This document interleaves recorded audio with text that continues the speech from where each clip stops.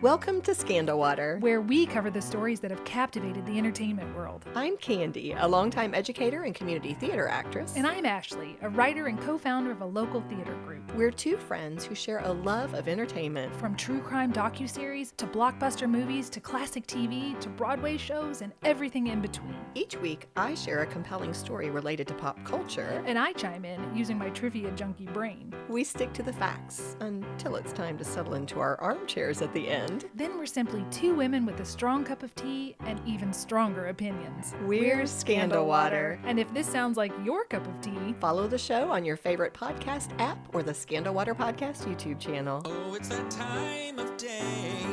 Tune in and hear what the ladies say. It's time to bend your ear when the silver screen appears. Stories about the stage and screen and everything in between. So come on and join the fun. The curtain opens in 3, 2, 1. Hello, Ashley. hello, Candy. Welcome to Season 5. Wow, I can't believe we're here. I know, it's crazy. And we are starting with a really interesting topic. Absolutely. Our theme is fantastic for September. And in fact, I thought I would hit you with one of those questions, Ashley, in order to kick this off. Let's do it. Okay, I had a more cheerful tone than I should have because it's actually not such a happy topic. Have you ever been scammed? There was somebody that tried to scam me. They sent me a text message. It was when I was doing Seussical, so I almost fell for it. And I don't even know if I've talked about this on the podcast before. They sent me a text message wanting to know, saying that a shipment wasn't arrived and the postage was weird and I had to contact them and pay extra postage. But then something made me go, wait a minute. Wait a minute, this doesn't sound right. And I called the local post office and they said, no, we would never do that. But I was to the point, I entered my credit card. I was to the point of hitting but then I thought, pay for a stamp? That's all that it takes? I feel like you would call me if this was an issue. Right. So it was very close to being scammed. I thought about the question myself, and actually what came to mind was something that happened to my mom. And you guys should know, my mother, such an amazingly smart woman, so incredibly efficient and strong, and she just had so much life knowledge. And when we were growing up, she could figure anything out. Pre-internet, she could figure out how to do anything. But later in life, when she was affected by dementia, obviously she was a little more vulnerable. Right. And one time I happened to overhear a phone conversation and it just didn't sound right. I could just tell something was off. And I realized she was speaking to this gentleman who was sweet talking her like they were best friends. And he had convinced her to send him some money. Ooh. Yeah. And Had she already done it? She had. She'd already sent some money and he was in the process in this phone conversation of trying to get her to send more. And I notified somebody, I can't remember, and they basically were like, we can't do anything about this. And we went in and closed her bank account and, new bank account, all the things. But I think what I took away from it, first of all, how despicable are certain people to prey on others who are vulnerable. But also, I realized I have fallen for a scam myself, at least one. And I do believe that, sometimes we think, oh, it's only maybe certain people who could fall for them. And I don't think that's the case. I think that people are so skilled nowadays in using all the strategies, all the techniques. I feel like anybody could fall for a scam if because what's coming at you is believable enough. And it makes you a cynical person because then you either have to go, I can't believe anything or anyone, which makes you live in this cynicism. Or if you open yourself up to living a lighthearted life, you're going to get taken advantage of. Right. And I do also recall what happened was I was trying to actually help somebody. My sister was having trouble with some account, and I made the mistake, instead of using the phone number or the contact information directly from the source, this was in 2012, I Googled and realized after I got far along in the process that I had contacted this sponsored contact and it was not legit. Now, I cut it off before anything bad happened, but I felt so stupid. I really felt like, what in the world was I doing? And I kind of blamed myself when... It's not your fault. Right. So I ask all of this, but of course, I do. Ashley, tell them please what our theme is for September. Scammers. Yeah. And we are starting with probably the biggest one of all. I think so. Yeah. Scamanda. We are going to be talking about Scamanda. And this episode is going to be so big. We already know right now it will be a two-parter. Yep. If you are not familiar, just Buckle in. Yes, Buckle yes. in. Candy is going to walk you through this in her amazing way that she does. Oh, She you're has so worked. sweet. I'm going to tell them. This is a big story. This is an Huge. enormous story. It takes place over multiple years. And Candy has worked so hard on this. She's accumulated all this information and put it in what I assume, I haven't heard it yet, but you're going to put it in chronological order so that we can understand my it best. and follow along with it. And just y'all give her props because she needs it. Oh, thank you. That was so sweet. I appreciate that. But it's going to be absolutely fascinating. If you are not familiar with Scamanda, this started as a podcast, and it was a huge podcast. In fact, according to a Vogue article, quote, journalist Charlie Webster's podcast Scamanda, which first aired on May 15th, 2023, has won 2 Webby Awards, dominated the #1 spot on podcast charts in 16 countries, and became the most downloaded, listened to, and shared podcast on Apple worldwide in 2023. It's unbelievable. Every episode that you're listening to, you go, this can't be real. Absolutely. It cannot be real, but yet it is. And yet it is. Well, that particular Vogue article was published in late January of this year in conjunction with a Hulu docuseries that Also was coming fantastic. out, and also called Scamanda. It first premiered on ABC and then became available on Hulu, and is actually now not only on Hulu but on other streaming services as well. It is 4 episodes long, PG rated, and also fascinating. Yep. Produced by, I think I already said this, by the same woman, Charlie Webster. This is just something that has taken our world by storm. People are so fascinated by this, and I truly believe that you are going to find this episode, this two-parter, just as fascinating. You're going to have a lot of emotions. Right. Yeah, absolutely. But to begin, I thought I would introduce you to this young woman named Amanda C. Riley by letting you hear her speak in her own voice. I'm going to play a short audio clip from the podcast, but before you go into that, just a tiny bit of context. Amanda was a wife and mother of 2 small boys at this time that she's speaking, plus a bonus daughter. That's what she called her stepdaughter, Jessa. But this particular woman had also been struggling for years with Hodgkin's lymphoma. And not only was Amanda active in her church, which was a mega church attended by thousands every week, she was also involved in a young adult program within that church called Encounters that met weekly. So in this clip that you're about to hear, just a short, brief little clip, she is speaking to that particular audience about her cancer journey. Don't stop talking to him. If you're angry, tell him. If you're happy, praise him.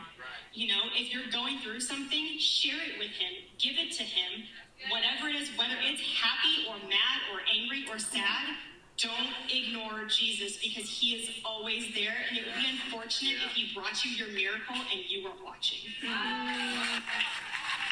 I can tell you almost everybody in that building was on the edge of their seat. We wanted to know what Amanda had to say. We wanted to know where her strength was coming from, how she could continue to be so persevering in such a horrible situation, and how leaning on God and having God in her life was performing so many otherwise unexplainable miracles. That was Amanda's own voice speaking at first. And then what you heard afterwards was a young woman from that Encounters class named Lindsay, who spoke several times in both the podcast recordings as well as the docuseries. We will come back to Lindsay. But I wanted you to hear that, because how I would like to start is what you would have known of Amanda if you had been a friend or a relative or someone in the church at this time period. Right. So this episode I'm going to call "Who Was Amanda C. Riley?" Who was Scamanda? Who was Scamanda? And I'm going to let y'all know, it's going to be real hard for me to not share my opinion as Candy is telling this story. So I may stay quiet. I may be biting my tongue a whole lot, because I got a lot to say about this lady. Absolutely. In fact,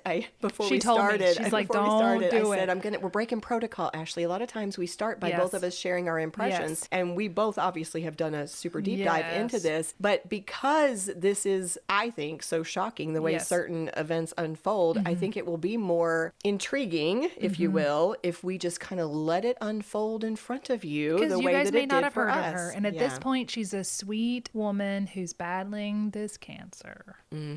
So if you had known Amanda C. Riley around this time period, around maybe 2014 or 2015, who would she have been to you? I tried to kind of distill it into three big things that I thought that you would have basically come to know or understand about this woman. Okay. First of all, a huge number of people knew Amanda as someone battling cancer through a blog she had started in 2012 entitled Lymphoma Can Suck It. And her very first entry was entitled My Story, Our Journey. And that was where she shared that she was this Christian wife and mother to a bonus daughter named Jessa that she adored, who had just been diagnosed with Hodgkin's lymphoma, a form of blood cancer, after giving birth to her first biological child, a son. And so in this first journal entry, she shared that her purpose in starting the blog was not only to keep her family and friends updated on her health, but she was really doing it to kind of help others. It was a way to provide a resource to other people who might be dealing with cancer or having a loved one dealing with cancer. She just wanted this to be something that she could use to help others. And she also wanted to be very, very open and real about her own journey with cancer.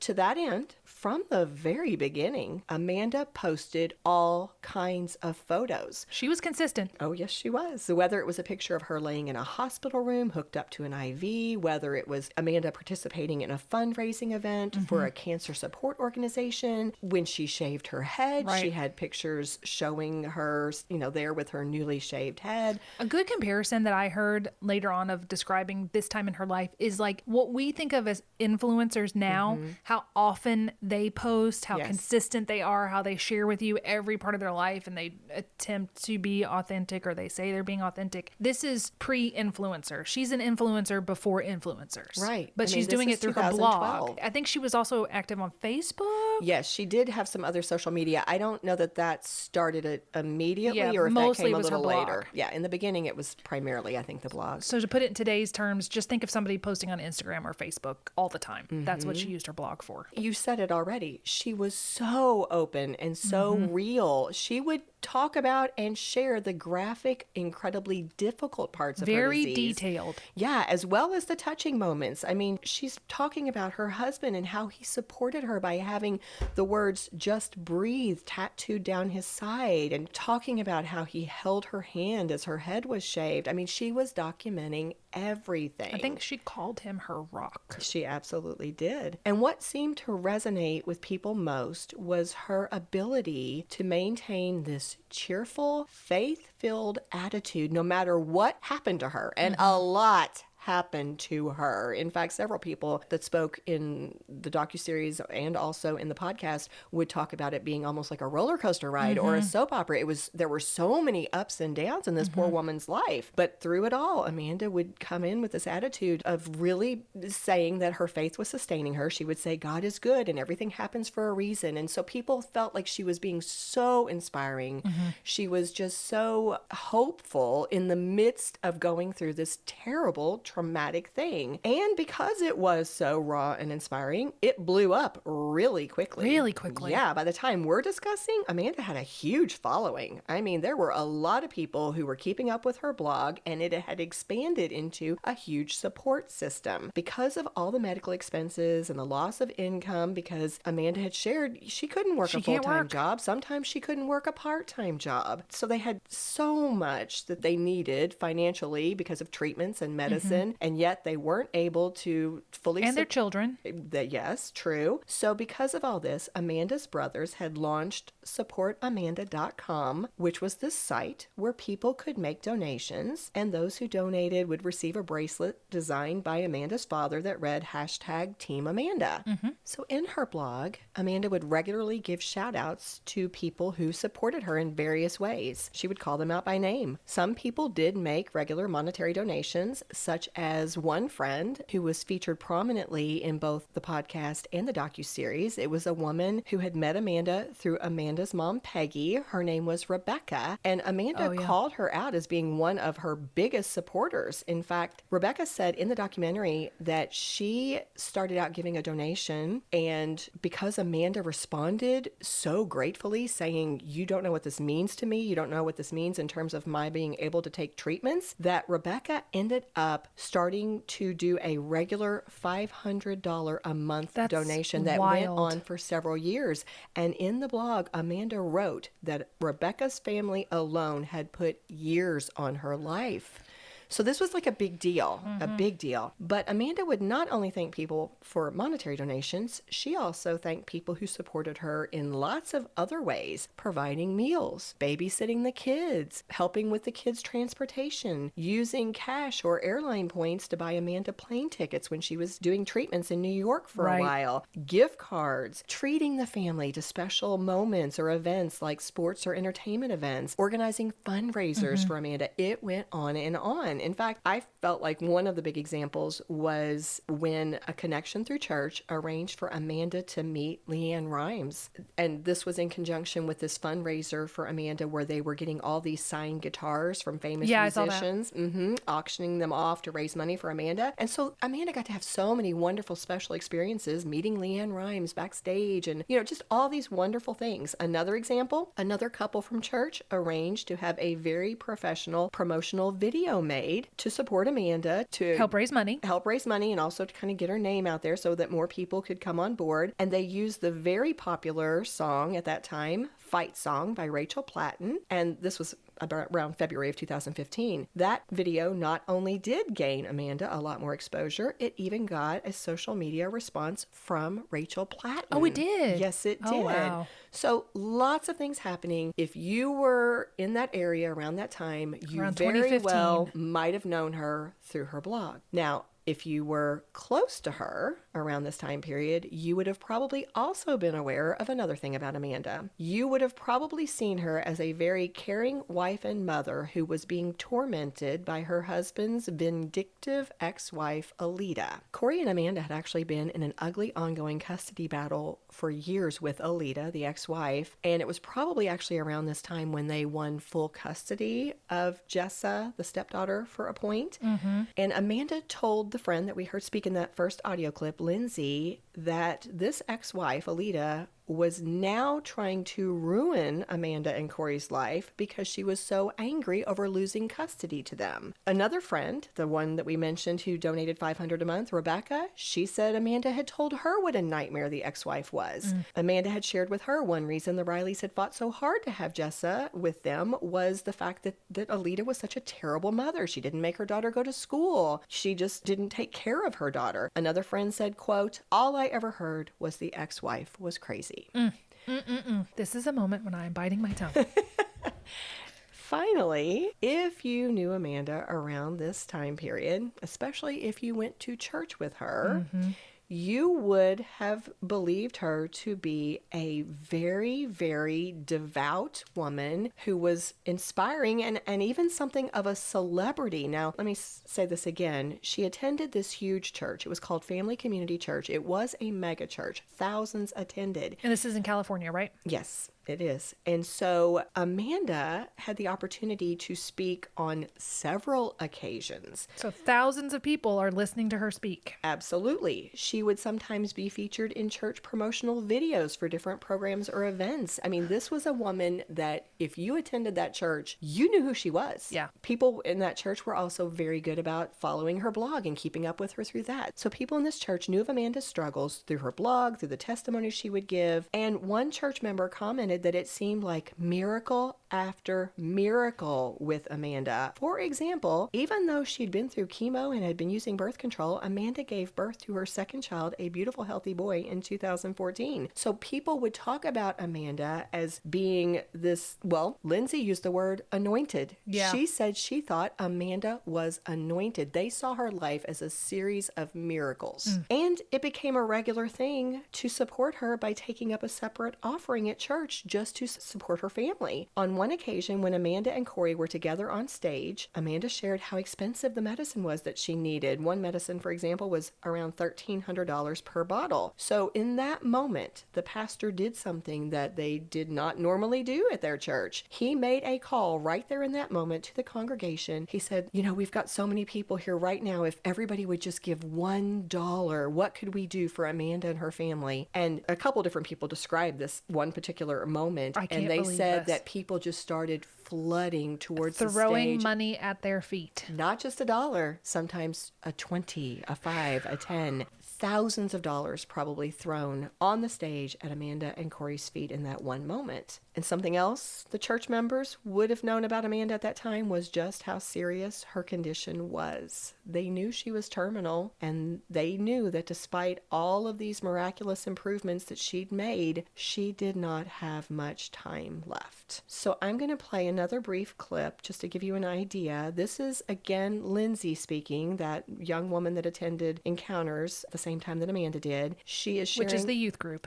For young younger adults. people. Yeah, Yes, the young adults group. She is sharing an incident that happened one night during Encounter. I went to a church service. I was sitting next to Amber, and Amber was sitting next to Amanda. During the service, I remember looking over and hearing Amanda say, "I don't feel well. I'm getting really hot. I need to go grab water." Last night, I was at the incredible Tuesday night encounter at FCC Church. I got a bit dizzy, but Pastor Chase was on a roll, and I didn't want to interrupt the incredible moment he was forming. She passed by us. She started to walk down the aisle. She walked all the way to the back of the church. Finally, it got to the point I didn't have a choice, and I knew I needed some water ASAP. And as she was turning the corner to go towards the door, she passed out. Just flat passed out. I remember exactly what happened then. The pastor jumped off the stage and he ran over to her. Everybody got up. They made almost a huddle where they put all of their hands in. The idea was that everybody holding their hands over Amanda was putting some sort of intention on her, that the Lord would heal her, that she would raise up from the ground and be okay, that she would survive. The next thing I remember, I hear people yelling, "Amanda, Amanda, call 911. They were praying for her, praying over her. And that's when I, for the first time in my life, got down on my knees and I prayed for Amanda. Prayed that she would see her children graduate high school. And she left in an ambulance.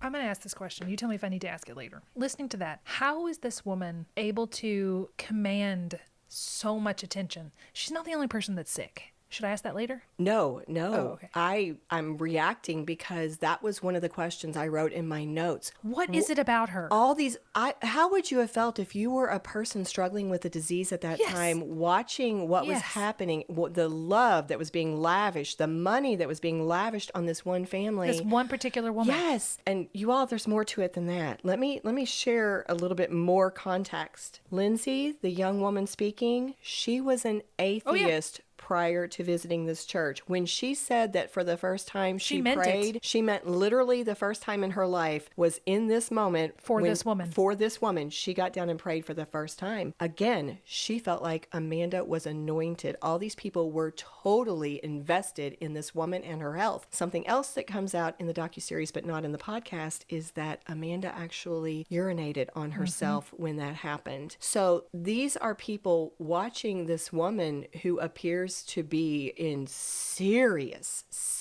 distress, being taken away in an ambulance. The pastor jumped off the stage to attend to her. Yes. What kind of charm or aura do you have that the pastor jumps off his stage where he is preaching and runs to your aid? Have you ever had that happen, Candy? No, and no. It does. It makes you wonder.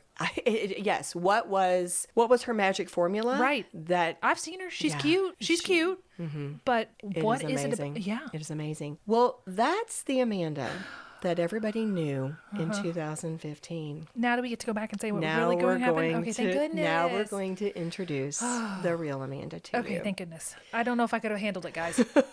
Candy saw some major eye rolling happening while she was telling that story. Some note taking. I was scribbling jotting down things she wants to say, but she can't say them yet. And now, okay, so we are going to actually start by focusing on Corey. Okay. We're backing up to 2002. All right, here we go. And at that time, Corey Riley, yes, this is the Corey you've already met. Amanda's husband. He was actually married To the crazy ex-wife. the crazy ex-wife, Alita. The two had a newborn daughter named Jessa, and Corey was also stepfather to Alita's daughter from a previous relationship, a young girl named Jamie. Now, Jamie, who was around 8, had been diagnosed with leukemia when Alita was 9 months pregnant That's with rough. Jessa. Absolutely. It was terrible for all of them. But thankfully, the treatments worked well for Jamie. But the problem was, she was still in her recovery phase right. and she was immunocompromised. And so they needed to keep her home a lot to keep her away from, potential exposure to germs. So to offer Jamie some of the experiences that she was missing, her mom, Alita, wanted to hire someone to come to their home and to teach Jamie cheerleading and dance. Just something fun. Right, yes. Alita's sister was the one who suggested this bubbly, sweet 17-year-old girl named Amanda that she had met somehow from the gym. She said, Amanda will be perfect for this job. And as they brought Amanda in to teach dance and cheerleading to Jamie, they also included Jamie's cousin, who was around the same age. Now, remember, Jessa is a baby when Amanda first comes into the picture. Correct. But she ends up staying in their family's life for quite some time. Forever, you might say. Amanda not only taught them dance and cheer, she became something of a big sister to both the girls. Right. She would start going to their birthday parties or to other outings that they had. She would occasionally pick up the girls and take them to Build-A-Bear where she worked or to her college dorm room. In fact, Jamie described Amanda as being a great role model and a wonderful buddy, and Amanda appeared to adore the kids. I mean, All is well right now. yes, everybody in the family was impressed by this wonderful, kind teenager who took this beautiful interest in these young girls. Now, Jamie's health continued to improve. And if you're somebody like me, she's fine. Like, I'd be worried at this point in the story going, oh, is Jamie okay? But she's great. Everything's fine. She appears yes. in the docu-series, so she is fully recovered. She's okay. So listen to all this knowing that she's fine. Yes. In fact, that's what I was getting ready to say. Yeah. When she was around 10, she even got to start going back to school and resuming her normal activities. But Corey and Alita's marriage by this point was not doing well. It's not clear how big a factor this was in their marriage troubles, but I'm sure it was definitely a factor that Corey openly favored Jessa, his biological daughter, over Jamie, his stepdaughter, a point that was actually made by a few different people in the podcast and docuseries. Jamie specifically mentioned the example of it would be a holiday and Jessa would get some big extravagant gift and she would get some token item. That's terrible. It was just obvious. Yeah. So regardless of what all went into it, after about 4.5 years of marriage, Corey and Alita ended their relationship and filed for divorce. And then a few years later, Corey and Amanda started their relationship. Now, there was a 12-year age difference between them. So when they first met, She's and Amanda 17. was 17, he was around 29. Now they are more like 24 and 36 when they're getting serious. Yeah. And you know what? Now that we've got them together, let's take a little break. And when we come back, we'll tell you where it goes from there. Okay. There's not much we love more than spilling the tea with you every Tuesday. So, we've decided to occasionally take a moment to thank a few of our supporters who help make this possible. Along with the fun, producing a weekly podcast also brings with it more time and expense than you might expect. Your financial generosity in becoming a member through Buy Me a Coffee or Patreon, both of which can be found on our website or social media accounts, allows us to keep creating these episodes. We'd like to extend our deepest gratitude to one of our current members, Rebekah. As a thank you, Rebekah and anyone else who becomes a Scandal Water supporter will receive perks like discounts on merch and access to exclusive bonus content, such as our minisodes. If you'd like to hear your name on that roster, become a member using one of the links on social media or on our website, scandalwaterpodcast.com. Until then, we lift our cup to you, Rebekah. Cheers!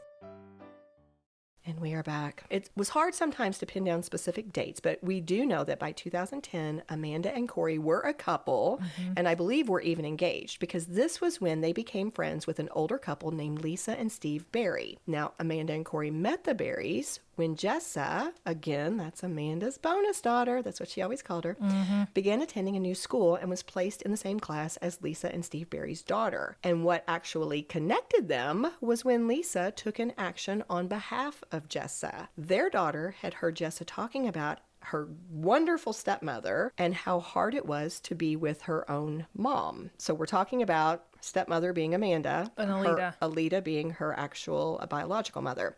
So of her own accord, Lisa had contacted the teacher to share this information in case it was helpful to the school in trying to provide support to Jessa. Amanda found out about this phone call, wanted to meet this woman who would advocate for her, Yeah. and when they had their conversation, they became fast friends. Yeah. Side note, by this point, it appears that Amanda and Corey were already starting to maybe fight for full custody of Jessa. It was somewhere around in here, but I'm not exactly sure when.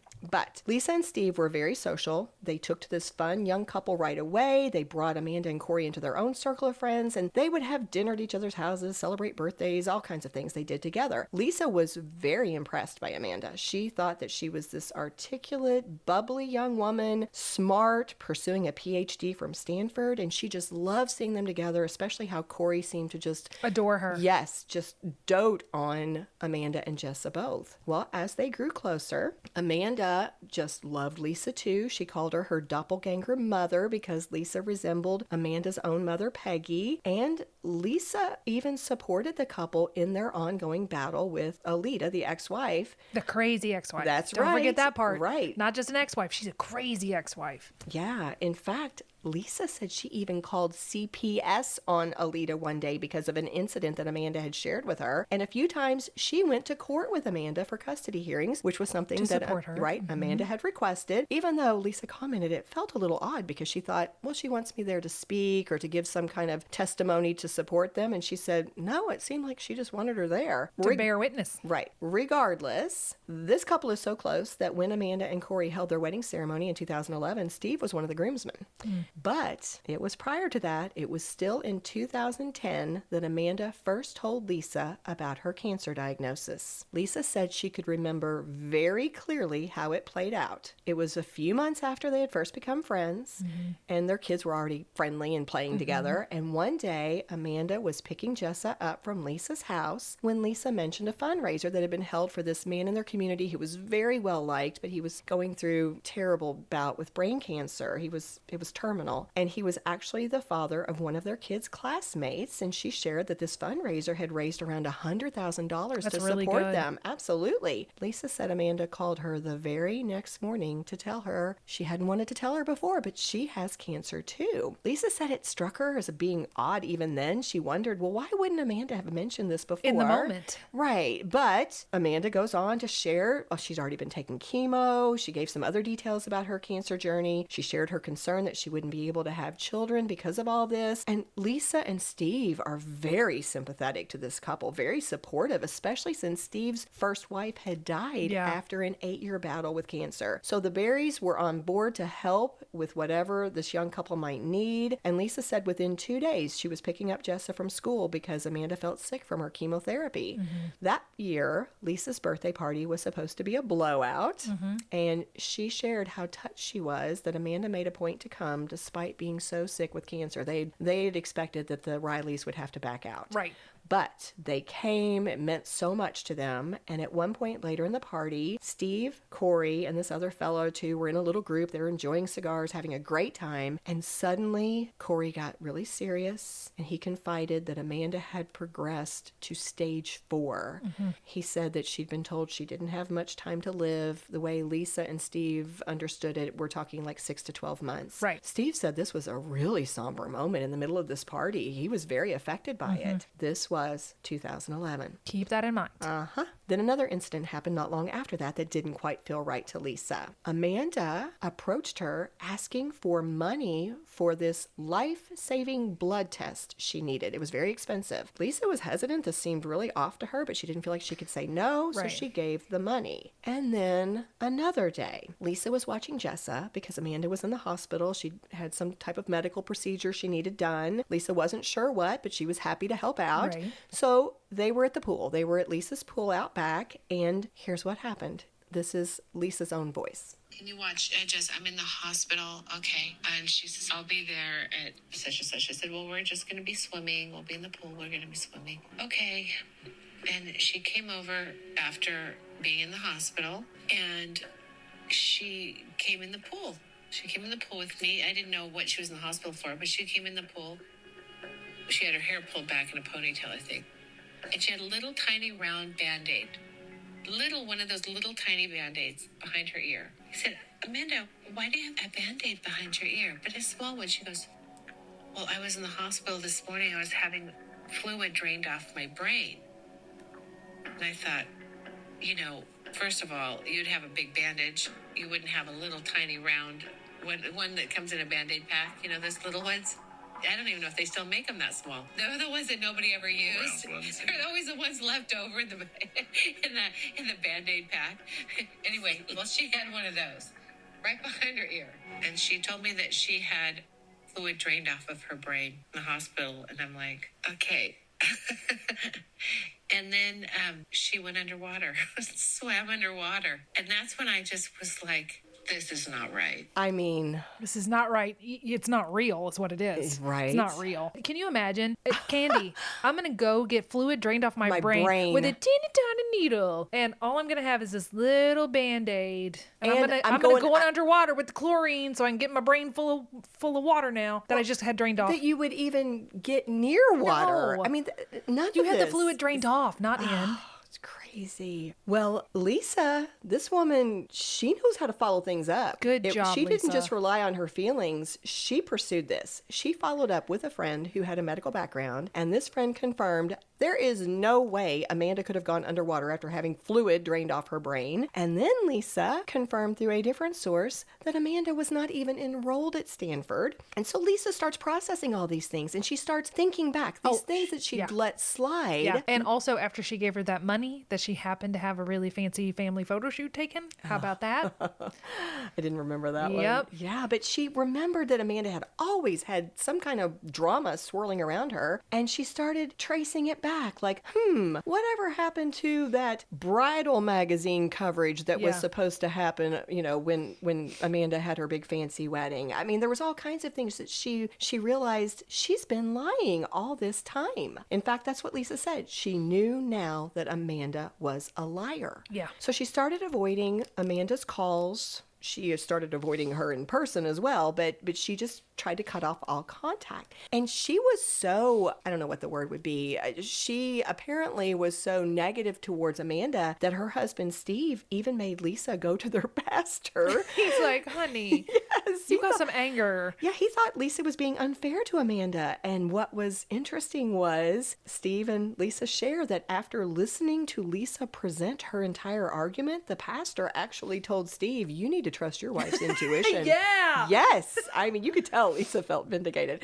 But finally, Amanda wouldn't give up. She even tried to use one of Lisa's nieces as a go-between. So Lisa figured she was I've got to take this call and put this thing to bed. So when she took this call, Amanda excitedly told her she was pregnant. She didn't even say, where have you been? Why haven't you answered my phone call? No, she just jumps into, I'm pregnant. Like nothing is wrong. And Lisa's response was, I thought you were dying. I thought you were dying.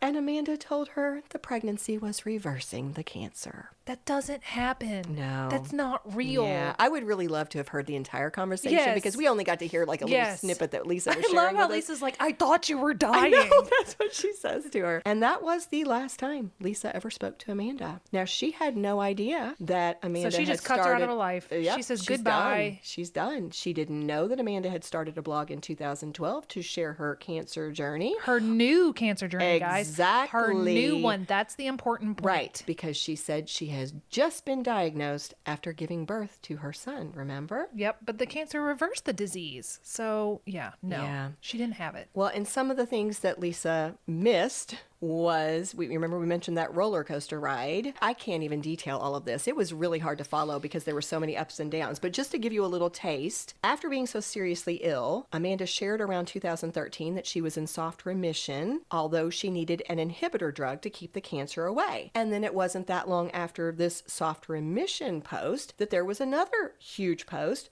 Big news.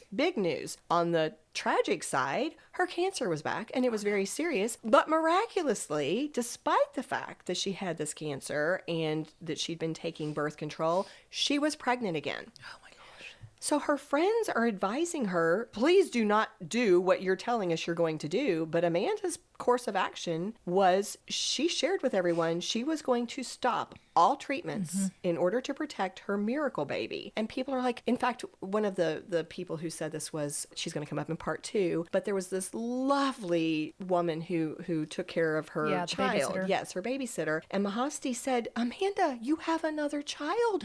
You have to take care of yourself. You have another baby.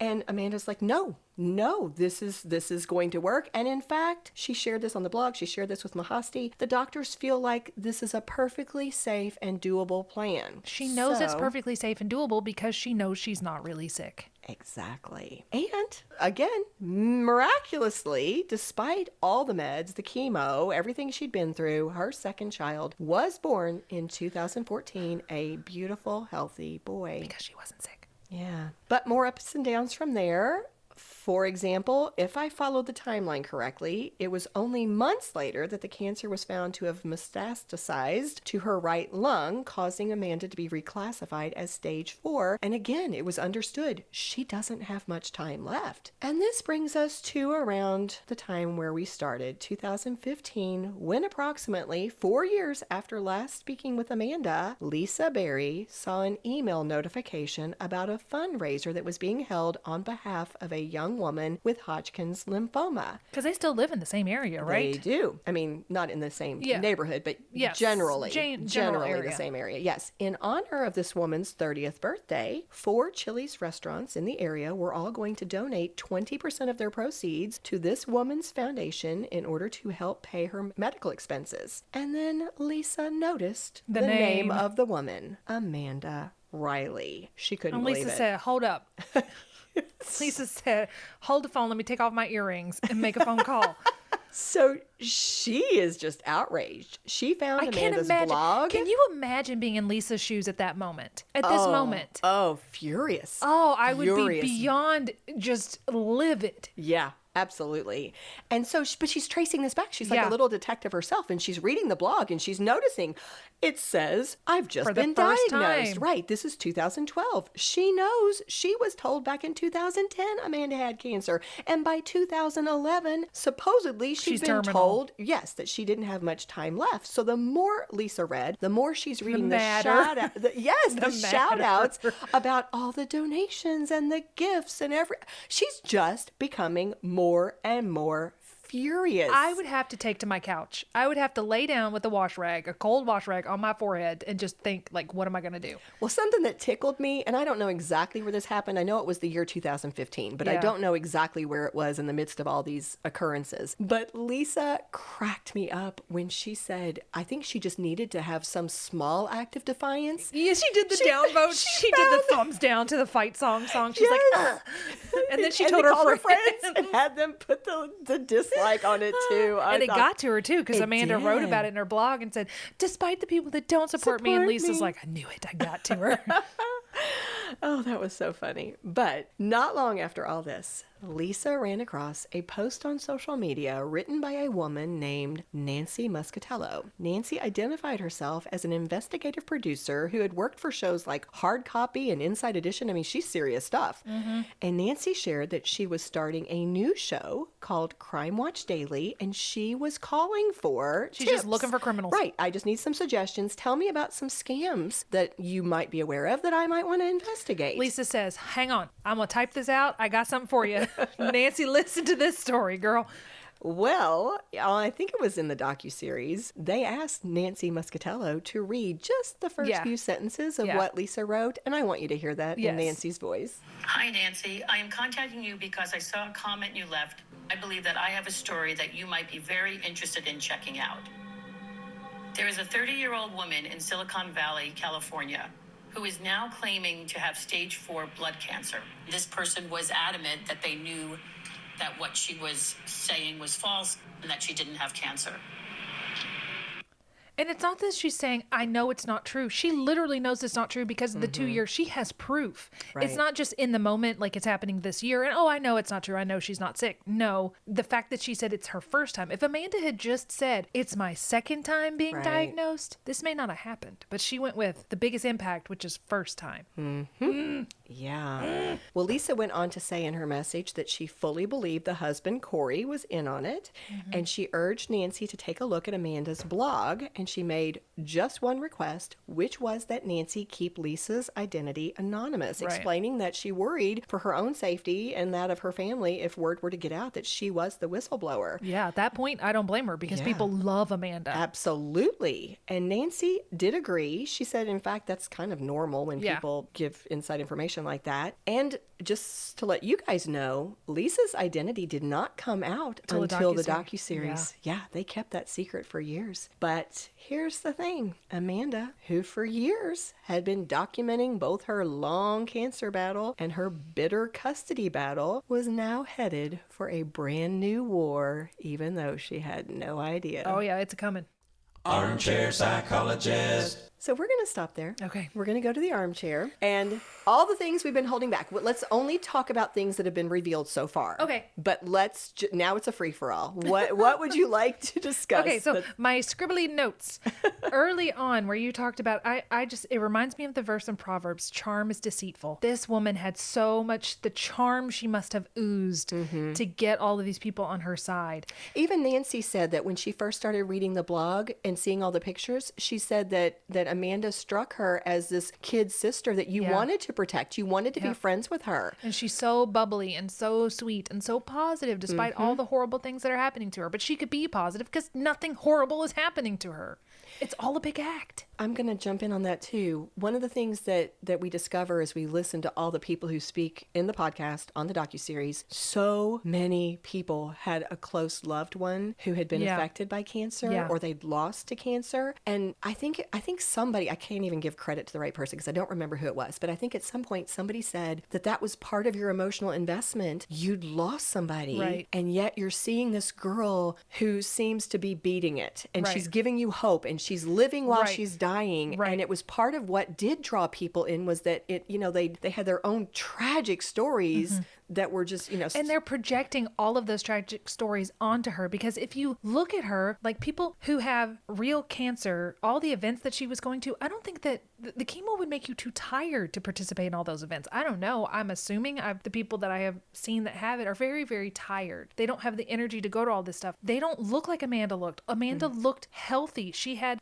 healthy like cheeks. She had healthy weight on her. She looked like a healthy young woman. And cancer treatment usually it eats away at your muscle mass. And she just shaved her head. She didn't lose her eyelashes. She didn't lose her eyebrows. She just doesn't look sick. It's interesting because I agree with you, and so many people actually gave quotes related to that idea within the podcast and the docuseries. But what I found, I don't know if you knew this actually. Sometimes it makes the chemo sometimes make you have moon face, like the little girl Jessa had a little bit Jamie.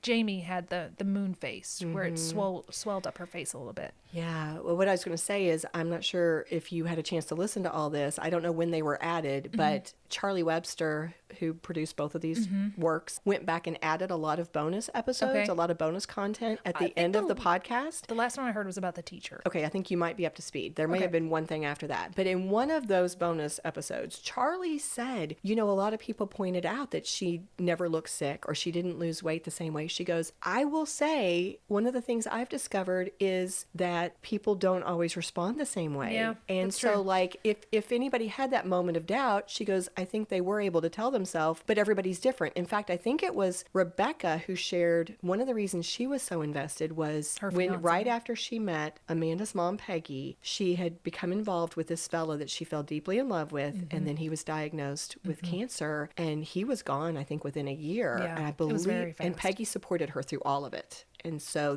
she was very close with Peggy through that. And then Peggy introduced her to Amanda and then they had this huge connection.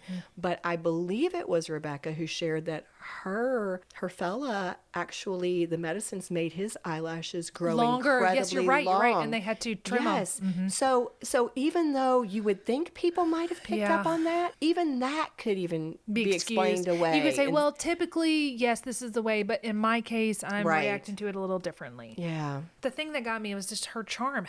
If this was real, how was she able to get this much attention to herself? Because other people are sick and they don't get this much attention. What was different about her? know what I wonder? And I hadn't thought of this until you just said that. I wonder if part of it is because most of the time when somebody is going through something like that, the only people who know about it are the ones in their inner circle. Maybe. This was 2012. Maybe. Blogging was not real super widespread, Yeah. probably not super widespread by people going through cancer. So if we got to go back to the influencer thing. I do wonder now, how rare was it to have somebody being That so public. open and public and raw and real True. about a cancer journey? That's true. Maybe they felt like they knew her because she took them inside through that, and she had access to thousands of people through the blog and through her church.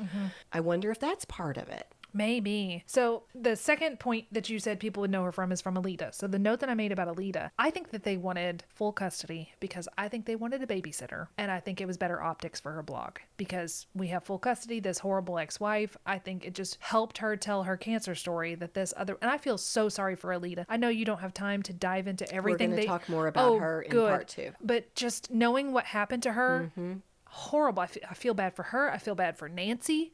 I feel bad for everybody that was a victim of her. But there's a couple people that Amanda specifically targeted to take down. Oh, yeah. And she almost succeeded in taking them down. It's wild. It is Yeah. wild how sweet.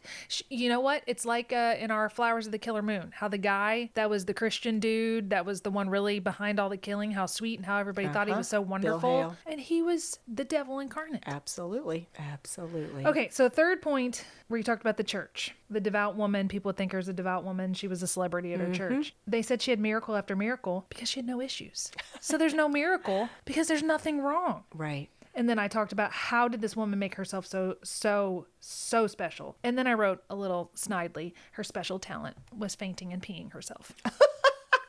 That goes on her resume under special skills. And okay, but look at the links Commitment. that she was willing to go to because I mean, I would believe it was real. I mean, who would do that? Right. Who would be willing to do that? Right. I would have been convinced. I think I would have been convinced. And I guess that's what the point, we are being, I don't know what we're being right now, real, judgy, you can call it judgy, but this is true. How can you be judgy if it's real? You know, we're judging her for being a liar. She's a liar. But I guess we have to put ourselves in the people who knew her at this time, in their mindset. Same thing we did with Ruby Franke. We all know what a monster Ruby Franke is now. How she treated her children was monstrous. Yes. People didn't know that at the time. They thought she was amazing. The kids knew, but the general public did not know. Right. Amanda's the same way. The general public thought this was a just sweet, lovely, wonderful girl. She wasn't any of those things. Right. But they thought that she was. And she had And- all these friends. And they can't be faulted for believing it because no. it was, that's something that people said time and time again was, you don't often find a scammer This good. skilled, That's this good. Yes. What interview was it? I think it's one I sent you where Charlie Webster was the one with Rebekah. Yes, with Where Rebekah. Rebekah was kind of talking about, I don't remember, I'm going to paraphrase this, where she was talking about feeling a little silly that she'd been scammed. And Charlie's like, no, I don't want you to feel any kind of bad about this because scammers aren't usually this good. There is nothing wrong with you. You are a good person and nothing that she did would make you think that this was a lie. She was just that good. She was that good. Yeah. And in fact, you're kind of previewing something we're going to talk about in okay. part 2. I get heated up. I'm sorry. No, I was with you. I could not have been any more I think it was a combination between I would be infuriated and then I would be in disbelief. Yeah. And then I would go back and forth between the two. Like, are you kidding me? Yeah. Yeah. It's crazy. Okay, I'm going to take a breath. So I guess what we could say to the listeners is if you all want to, before part 2 comes out next week, if you want to catch up and like rant with us next week, the docuseries... We will probably rant more next week. We will probably to be rant more honest. next week. Fair warning. But the docuseries would be pretty easy to get through in a week. Absolutely. And it's fascinating. We highly recommend both of them. I do. Yeah, Absolutely. the podcast is a little bit longer, but if you want to get a real quick story, the Hulu documentary, Scamanda, check it out. Come back with us next week because there's going to be more anger. And just to mention, if you don't want to wait a week, you can get early yes. access to part 2 if you are a member on Buy Me a Coffee or Patreon. Yes, absolutely. Well, who do we cheers, Ashley? Oh, So, Lisa. I'm going to cheers Lisa. Yes. Who was the Yes. first person to sound the alarm, who said, this doesn't make sense. And you know what? As awful as Amanda is, there are some very amazing women in this story who it would have been really easy for Lisa to go, well, that's weird, doesn't make sense, and then let it go. Right. And who knows how long or how many people that Amanda would have scammed, because Nancy would never have gotten on Right. it. Nobody was saying anything. Right. It had to be Lisa, because Lisa was in her life 2 years before to know it wasn't true. Right. 100%. See something, say something, and she said something. Cheers to you, Lisa Berry. Cheers. If you love what we do, please rate and review our show or become a supporter through Buy Me a Coffee or Patreon. Whether a single gift or recurring monthly donation, your support is what allows us to keep the tea brewing. Subscribe on your favorite podcast app or the Scandal Water Podcast YouTube channel, and follow us on Facebook, Instagram, and TikTok. Show notes are available at our website, scandalwaterpodcast.com, where you can also access the merch store and more. This episode was executive produced by Candy Thomas, that's me, and Ashley Raymer Brown. That's me. It was researched and written by Candy Thomas and edited by Ashley Raymer Brown. A special thank you to Josh Martin, who wrote, composed, and performed the Scandal Water theme and other music. Matt C. Adams, who created the artwork, and Joshua Reith, who designed our website and provides ongoing technical support. As a reminder, this podcast is purely for entertainment purposes. The thoughts and opinions of the hosts during each episode of Scandal Water are their own and do not reflect the opinions of any future guests, advertisers, or clearly professional psychologists. Thanks for listening.